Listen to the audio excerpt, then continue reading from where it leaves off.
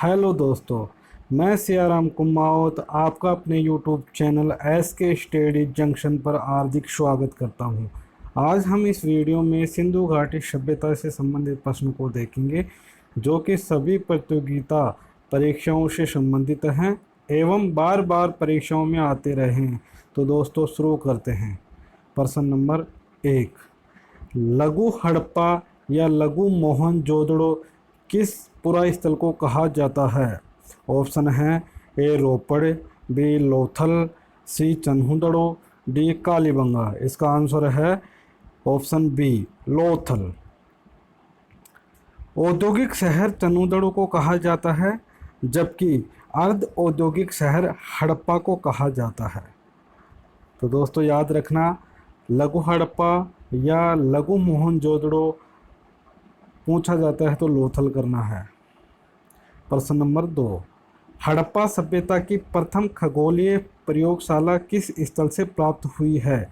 इसके ऑप्शन हैं ए मोहनजोदड़ो, बी धोलावीरा, सी लोथल, डी कालीबंगा। इसका आंसर है ऑप्शन बी धोलावीरा। धोलावीरा एकमात्र सैंधव पुरास्थल है जो कि कर्क रेखा पर स्थित है। धोला का तात्पर्य है सफ़ेद एवं वीरा का अर्थ होता है कुआं। इसी आधार पर इसे धोलावीरा कहा जाता है। अगला प्रश्न है, लोथल पुरास्थल की खोज किसने की?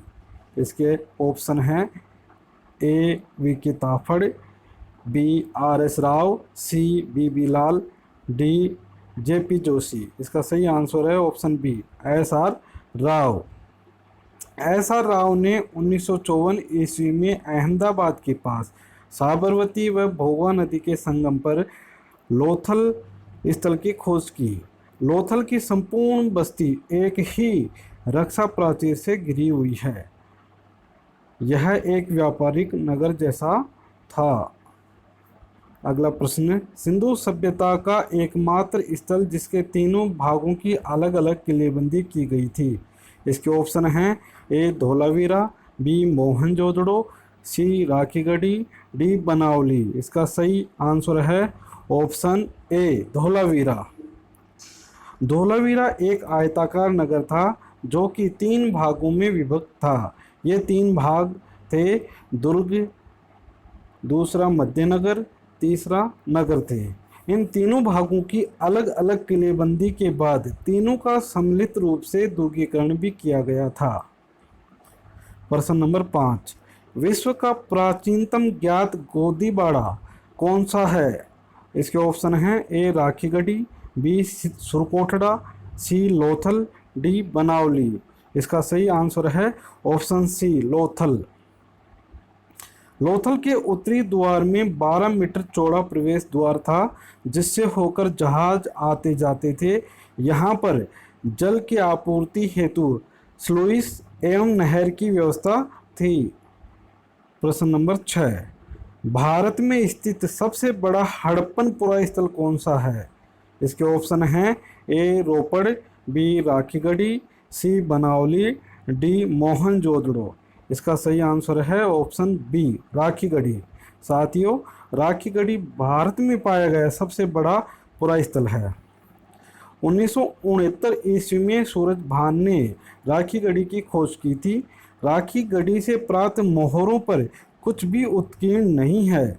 सिंधु सभ्यता का सबसे बड़ा पुरास्थल मोहनजोदड़ो है जबकि सबसे पहला खोजा गया पुरास्थल हड़प्पा है। यदि ऑल ओवर सिंधु सभ्यता का सबसे बड़ा पुरास्थल देखा जाए तो मोहनजोदड़ो है, लेकिन यदि भारत में स्थित सबसे बड़ा पुरास्थल खोजा जाए तो वह राखीगढ़ी है। प्रश्न नंबर 7, निम्न में से किस आधार पर हम कह सकते हैं कि लोथल का मिस्र एवं मेसोपोटामिया के साथ सीधा व्यापार होता था? इसके ऑप्शन हैं ए फारस की खाड़ी प्रकार की मोहर का मिलना, बी गोरिल्ला की मरण मूर्ति का मिलना, सी इथीसियन मम्मी का मिलना, ऑप्शन डी उपरोक्त सभी। इसका सही आंसर है ऑप्शन डी उपरोक्त सभी। इसके अलावा लोथल से मेसोपोटामियन प्रकार की रिजर्व्ड स्लीपवेयर का मिलना भी इस सीधे व्यापार को इंगित करता है। अगला प्रश्न है, स्टेडियम या समारोह का साक्ष्य कहाँ से मिला है? इसके ऑप्शन हैं ए हड़प्पा, बी धोलावीरा, सी राखीगढ़ी, डी लोथल। इसका सही आंसर है ऑप्शन बी धोलावीरा। धोलावीरा की खोज जेपी जोशी ने की थी, जबकि उत्खनन 1967 ईस्वी में आर.एस. बिष्ट ने किया था। पुरातत्वविदों ने धोलावीरा को लेक सिटी भी कहा जाता है। याद रखना दोस्तों, अगर एग्जाम में लेक सिटी किसे कहा जाता है तो अपने को धोलावीरा करना है। अगला प्रश्न, समृद्ध लोगों का शहर किस पुरास्थल को कहा जाता है? इसके ऑप्शन हैं ए बनावली, बी राखीगढ़ी, सी धोलावीरा, डी सुरकोटड़ा। इसके आंसर है ऑप्शन ए बनावली। बनावली में एक जौहरी के मकान से सोना, कार्नेलियन एवं लाजवर्ट के मनके प्राप्त हुए हैं। इसी आधार पर बनावली को समृद्ध लोगों का शहर कहा जाता है।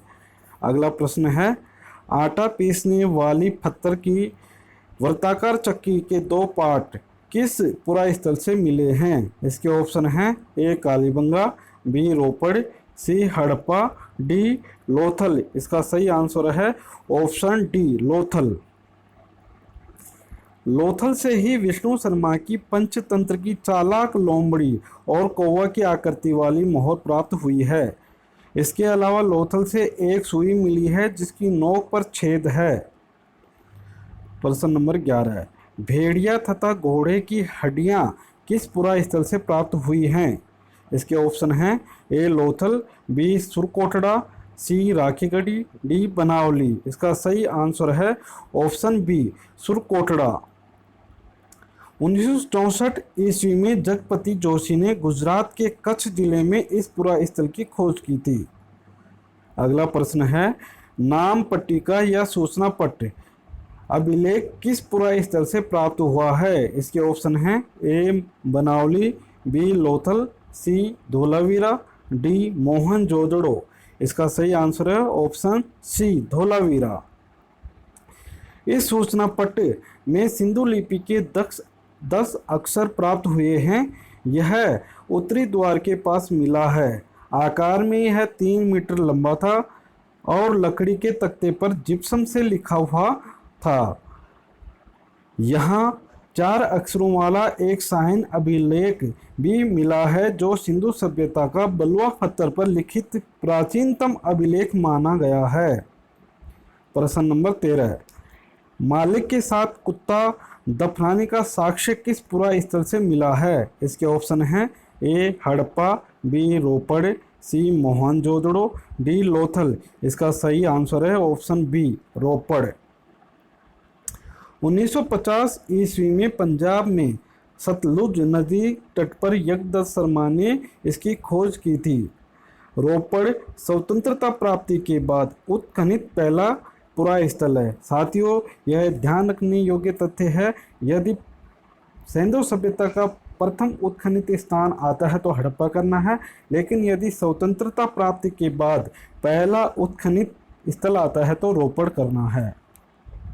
अगला प्रश्न, सर्वाधिक संख्या में सैंधव पशुओं की हड्डियां किस पुरास्थल से प्राप्त हुई हैं? इसका आंसर है ऑप्शन है ए शिकारपुर, बी लोथल, सी सुरकोटड़ा, डी चांदीपुर। इसका सही आंसर है ऑप्शन ए शिकारपुर। शिकारपुर गुजरात के कच्छ जिले में स्थित है, जबकि हरियाणा के बालू पुरास्थल से सिंधु सभ्यता के सर्वाधिक फसलों के साक्ष्य प्राप्त हुए हैं। बालू स्थल से ही दक्षिण एशिया में लहसुन का प्राचीनतम साक्ष्य मिलता है। अगला प्रश्न है, सिंधु लिपि किस प्रकार की लिपि है? इसके ऑप्शन हैं ए वर्णात्मक, बी चित्रात्मक, सी वाक्यात्मक, डी उपरोक्त सभी। इसका सही आंसर है ऑप्शन बी चित्रात्मक। सैंधव लिपि दाएं से बाईं ओर लिखी हुई मिली है। सिंधु लिपि में अंग्रेजी के यू अक्षर एवं मछली के चित्रों का सर्वाधिक अंकन मिलता है। सबसे बड़ा अभिलेख धोलावीरा से प्राप्त साइन बोर्ड है, जिसमें 10 अक्षर प्राप्त हुए हैं। सिंधु लिपि अभी तक पढ़ी नहीं गई है, अर्थात यह अपठित है। अगला प्रश्न है, सिंधु सभ्यता किस प्रकार की थी? इसके ऑप्शन हैं, ए नगरीय सभ्यता, बी ग्रामीण सभ्यता, सी उपरोक्त दोनों, डी उपरोक्त में से कोई नहीं। इसका आंसर होगा ऑप्शन ए नगरीय सभ्यता। साथियों, यह ध्यान रखने की बात है कि सिंधु सभ्यता नगरीय सभ्यता थी, जबकि वैदिक सभ्यता ग्रामीण सभ्यता थी। फेयर सर्विस ने सिंधु सभ्यता को एक विशुद्ध नगरीय सभ्यता माना है। सैंधव नगरों का निर्माण सामान्यतः चेस बोर्ड अर्थात ग्रिड पद्धति पर हुआ था। सैंधव नगर दो भागों में विभक्त थे। पहला भाग था पश्चिमी टीला, दूसरा भाग था पूर्वी टीला। पश्चिमी टीला अर्थात दुर्ग में शासक वर्ग रहते थे, जबकि पूर्वी टीला जो कि निचला नगर या मूल आवासीय क्षेत्र था, जिसमें आम नागरिक रहते थे। महत्वपूर्ण तथ्य, कालीबंगा का दुर्ग एवं निचला नगर दोनों रक्षा प्राचीरों से युक्त थे, जबकि लोथल एवं सुरकोटड़ा से अलग अलग दो टीले नहीं मिले हैं। चन्हूदड़ो और अल्लादीनों की किलेबंदी भी नहीं की गई थी। अगला प्रश्न है, सैंधवकालीन आवासीय भवनों की विशेषता थी। इसके ऑप्शन हैं, भवनों में पक्की ईंटों का उपयोग, ऑप्शन बी है मकान 2 मंजिला के होते थे, ऑप्शन सी भवनों के फर्श पक्की ईंटों से निर्मित होते थे, ऑप्शन डी उपरोक्त सभी। इसका सही आंसर होगा ऑप्शन डी उपरोक्त सभी। अपवाद स्वरूप कालीबंगा के मकान निर्माण में कच्ची ईंटों का प्रयोग हुआ है। लोथल में खिड़कियां सड़कों की ओर खुलती थी। साथियों, सिंधु घाटी सभ्यता से संबंधित अन्य महत्वपूर्ण तथ्य हम देखते हैं। नालियों से संबंधित महत्वपूर्ण तथ्य, नालियां पक्की ईंटों से बनी हैं। अपवाद स्वरूप लकड़ी की नालियों का साक्ष्य कालीबंगा से तथा मिट्टी की पक्की नाली का साक्ष्य चन्हूदड़ों से मिला है। लोथल से सीढ़ीदार सार्वजनिक नालियों का प्रमाण प्राप्त हुआ है, जबकि जल निकासी की व्यवस्था सैंधव घाटी सभ्यता को अपने समकालीन सभ्यताओं से श्रेष्ठ बनाती है।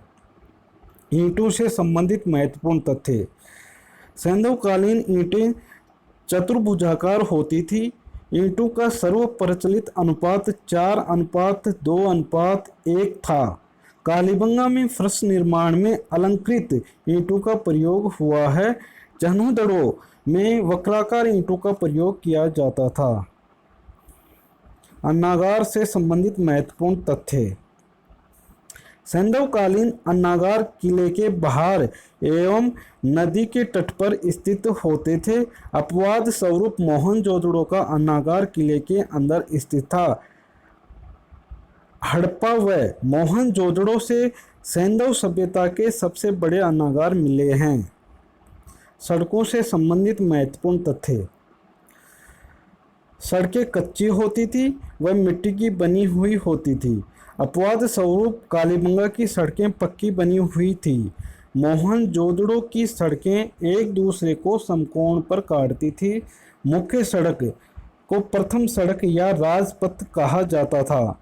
मुख्य सड़क 10 मीटर से अधिक चौड़ी थी। सहायक सड़क 3 मीटर चौड़ी थी।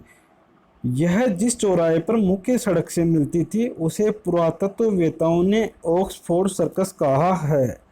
मोहरों से संबंधित महत्वपूर्ण तथ्य, सर्वाधिक मोहरें सेलखड़ी से निर्मित हैं। अपवाद स्वरूप लोथल व देसलपुर से तांबे की मोहरें मिली हैं। सर्वाधिक प्रचलित मोहरों का आकार वर्गाकार अथवा चौकोर था। सैंधव लिपि व सैंधव धर्म की अधिकतम जानकारी मोहरों से ही प्राप्त होती है। सैंधव मोहरों पर सर्वाधिक अंकन पीपल व इसके बाद एक श्रृंगी पशु का है। मोहरों पर गाय, घोड़ा और ऊंट का अंकन नहीं मिला है। मोहनजोदड़ो की एक मोहर पर सुमेरियन नाव का अंकन मिला है। वस्त्र से संबंधित महत्वपूर्ण तथ्य, सूती व ऊनी दोनों प्रकार के वस्त्र प्रचलन में थे। मोहनजोदड़ो से प्राप्त चांदी की एक जार पर लिपटे सूती कपड़े के साक्ष्य मिले हैं। हड़प्पा के फेयंस पात्रों के भीतर सूती वस्त्र के अवशेष मिले हैं। आभूषण व श्रृंगार से संबंधित महत्वपूर्ण तथ्य। स्त्री व पुरुष दोनों आभूषण पहनते थे। हड़प्पा से एक श्रृंगारदान और अंडाकार चूड़ियाँ मिली हैं। नौसारो व मेहरगढ़ से मूर्तियों की मांग में सिंदूर मिली है। मनोरंजन से संबंधित महत्वपूर्ण तथ्य। हड़प्पा से मिट्टी के 7 पासे मिले हैं। हड़प्पा से प्राप्त लट्टू व राखी गढ़ी से प्राप्त पिट्ठू के खेल का साक्ष्य मिला है। हड़प्पा और मोहनजोदड़ो से टेराकोटा के मुकुटे तथा कठपुतलियां के साक्ष्य मिले हैं। धर्म से संबंधित महत्वपूर्ण तथ्य। मोहरों पर अंकित नारी की आकृतियों से ऐसा अनुमान लगाया जाता है कि सैंधवकालीन लोग मातृशक्ति की पूजा करते थे। हड़प्पा से स्त्री के गर्भ से पौधे को निकलते हुए दिखाया गया है। मार्शल महोदय ने इसे पृथ्वी माता कहा है।